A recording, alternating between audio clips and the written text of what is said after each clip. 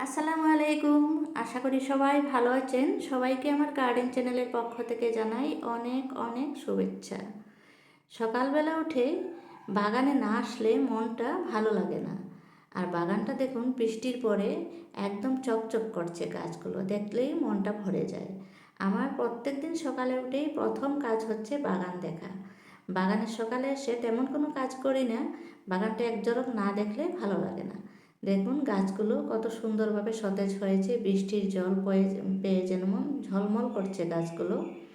আর আজকে একটা কাজ নিয়ে এসেছি, আমার পেঁয়াজগুলো আজকে হারভেস্ট করব। গ্রো ব্যাগে পেঁয়াজ দিয়েছিলাম, 2-3টা গ্রো ব্যাগে দিয়েছিলাম। এই যে ঝুড়ি নিয়ে হাজির হয়ে গেছি, এই গ্রো ব্যাগের পেঁয়াজগুলো আজকে হারভেস্ট করব।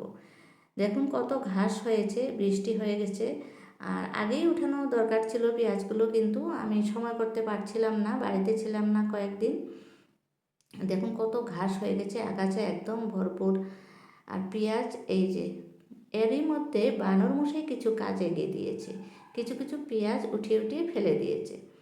আর বাকিগুলো আমার জন্য কাজ রেখেছে। এই যে দেখুন, কোনো পেঁয়াজের মধ্যে 2টো, কোনো পেঁয়াজের মধ্যে 3টা 4টা এরকম করে পেঁয়াজ হয়েছে। এই পেঁয়াজ আমি বাজার থেকে ছোট্ট ছোট্ট পেঁয়াজ কিনে রোপণ করেছিলাম। আর পেঁয়াজের মাটিটা তৈরি করেছিলাম কিভাবে বলছি।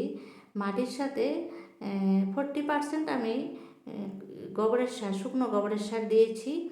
আর বাকি মাটি দিয়েছি আমার গার্ডেনের। আর ওর মধ্যে কিছু দিয়েছি আমি বালু, কারণ মাটির নিচে যেগুলো হয় যেমন পেঁয়াজ, আলু, এগুলোর জন্য বালুটা খুব দরকার। মাটিটাকে ঝুরঝুরে রাখার দরকার, না হলে কিন্তু ভালো হয় না। বালু যদি নদীর বালুটা হাতের কাছে থাকে তাহলে তো বেশ ভালো হয়, আর যদি না থাকে তাহলে ঘর বানানোর যে বালুটা ব্যবহার করা হয় সেটাও আমরা বাগানের কাজে ব্যবহার করতে পারি। আর ধানের তুষটা ব্যবহার করলে বেশি ভালো হয় মাটির সাথে। এই যে দেখুন, একটা পেঁয়াজের মধ্যে এখানে 3টা হয়েছে। দেখুন কত বড় বড় হয়েছে। পেঁয়াজগুলো কালো হয়ে গেছে কারণ বৃষ্টি হয়েছে। পেঁয়াজগুলো খুব সম্ভবত নষ্ট হওয়ার পথে, আরও একটু আগে উঠানো দরকার ছিল। আর এত বড় বড় ঘাস হয়েছে, ঘাসগুলো তুলে ফেলে এই গ্রো ব্যাগটা আমি একটা কাজে লাগিয়ে দিতে পারি। বৃষ্টির সিজনে কোনো শাকের বীজ দিয়ে দেব, কারণ এই গ্রো ব্যাগটা হচ্ছে 15x6, এটা শাকের জন্য একদম পারফেক্ট।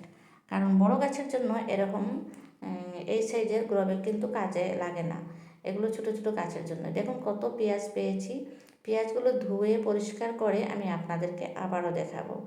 আর এপাশটায় আমার আরেকটা গ্রো ব্যাগ রয়েছে পেঁয়াজের। এই যে দেখুন কত ঘাস হয়েছে। আজকে আর সম্ভব হচ্ছে না, কারণ আজকে কিছু কাজে ব্যস্ত আছি ঘরে। অন্যদিন এসে এই পেঁয়াজগুলো আমি হারভেস্ট করব, অবশ্যই আপনাদের সাথে শেয়ার করব। সবাই বাগান করবেন, বাগান করলে মন খুব ভালো থাকে, শরীরও ভালো থাকে যদি জায়গা থাকে একটুখানি। দেখুন পেঁয়াজগুলো ধুয়ে পরিষ্কার করেছি, কতগুলো পেঁয়াজ পেয়েছি। ভালো লাগলে একটা লাইক দিতে ভুলবেন না, আর অতি অবশ্যই আমার চ্যানেলটাকে সাবস্ক্রাইব করে দেবেন যদি আপনারাও বাগান করে ভালোবাসেন। সবাই মিলে বাগান করুন। Happy gardening.